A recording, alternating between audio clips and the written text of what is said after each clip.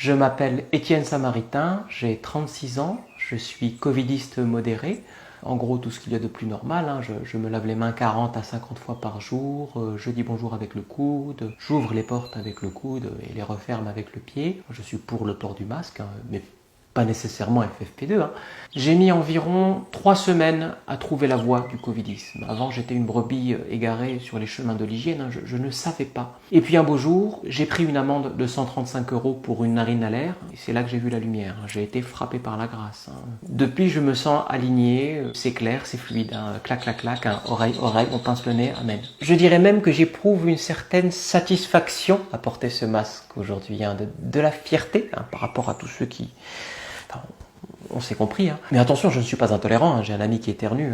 Il faut savoir rester ouvert d'esprit aujourd'hui, parce que sinon c'est la porte ouverte à des dérives extrémistes de tous bords.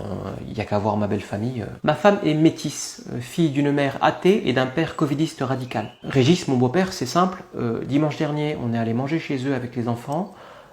Il est parti. Quant à ma belle-mère Monique, elle est issue d'une famille de mécréants, c'est-à-dire que pour eux, le Covid-19 n'est pas une grippette, non, il n'existe pas. Et comme Monique fume des gauloises depuis l'âge de 12 ans, c'est une personne à risque, donc nous, on arrive avec les masques en Kevlar, on tient les enfants en laisse, normal quoi. Sauf que Monique, non, elle prend l'autre fille dans ses bras et elle lui claque un énorme bisou, comme ça, sans prévenir, en mode no futur, une vraie punk à chien. Alors moi, j'essaye de récupérer ma fille, je n'ai qu'une envie, c'est de la purifier, de la rebaptiser dans un seau de gel hydroalcoolique, quitte à changer le prénom. Et là, ma belle-mère me dit « Enlève-moi ce masque, tu es ridicule ». Je réponds de façon non violente « Le ridicule n'a jamais tué personne ». Et là, elle me dit « Le Covid non plus, il nous manipule ».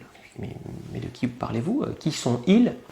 Elle me dit « Ben... eux ». Et elle est partie.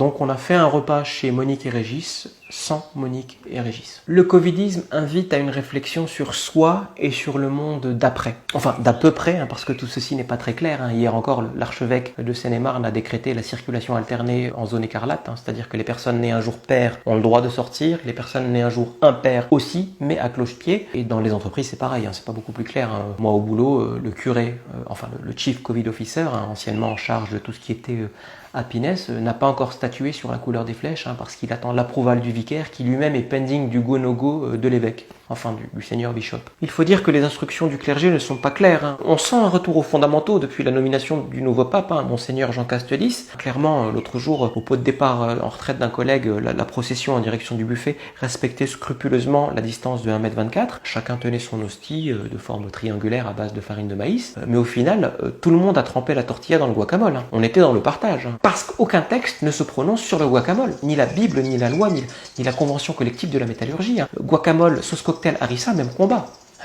Sur le pot de harissa, c'était écrit « Nul n'entre ici s'il n'est tunisien », c'est vrai. De toute façon, autrui a fauté, donc moi aussi, j'ai le droit de fauter. Et alors quand autrui a le dos tourné... comme beaucoup de religions, le covidisme se pratique à travers le regard de l'autre. Moi-même, quand on ne me regarde pas... J'avais honte de le dire, mais depuis que je me suis confessé à Notre-Dame de l'ARS parce que j'ai été identifié comme un cas contact, je peux l'avouer. L'autre soir, j'étais tout seul dans l'open space, il était 20h30, mais je tenais à finir ma prêse au bureau parce qu'il est important de ménager sa vie personnelle. J'ai accroché mon masque à l'oreille gauche, même que je me suis gratté le nez et après j'ai appelé l'ascenseur avec l'index. Ce qui est beau dans le covidisme, c'est qu'il n'y a pas une seule vérité. Chacun détient la sienne. Donc, quelque part, la vérité est nulle part. C'est plus un schisme à ce niveau-là, c'est un pschisme.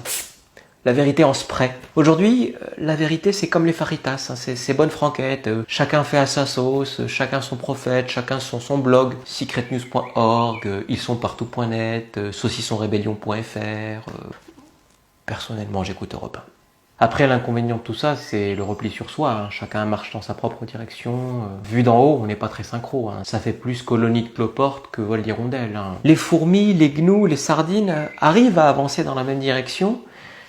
Pas nous. Mais je reste optimiste. J'ai foi en l'homme. J'ai foi en l'idée que l'être humain trouvera sa place un jour dans ce monde, que nous parviendrons à atteindre le niveau intellectuel de la sardine.